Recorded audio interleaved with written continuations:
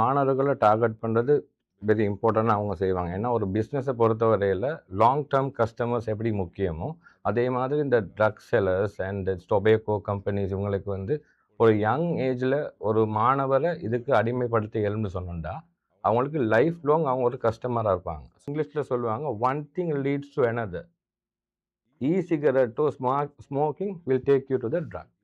தமிழ் பேசுகிற மக்கள்கிட்ட நான் டீல் பண்ண ஒரு மிக முக்கியம் வந்து சினிமா ஒரு மிக முக்கிய காரணம்.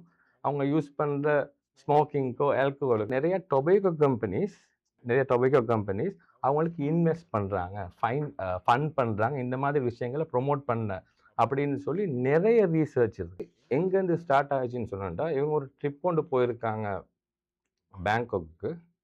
அந்த நேரம் ஒரு சாக்லேட் ஒன்று யாரை கொடுத்து அந்த சாக்லேட்டில் உள்ள அந்த ட்ரக் தான் அந்த பெண் அப்படி பேச வச்சு.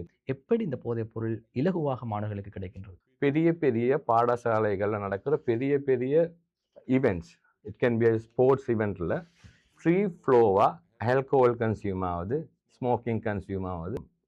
திட்டம் போட்டு திருடுற கூட்டம் திருடிக்கொண்டே இருக்கும், அதை சட்டம் போட்டு தடுக்கிற கூட்டம் தடுத்து கொண்டே இருக்கு. Why should boys have fun?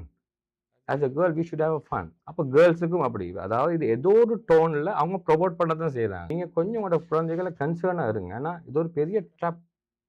இது வந்து இவங்களுக்கு ப்ரொமோட் பண்ணுறதுக்கு ஒரு பெரிய குழு கொண்டு பின்னிக்கிறது ஒர்க் பண்ணுது. அவங்களோட தொழிலே அதுதான். இப்படியாக ஒருவர் போதைக்கு அடிமையானால் அவர்களுக்கு அதிலிருந்து மீண்டு வர முடியுமா? Even a single drop of alcohol is not good இருக்கு.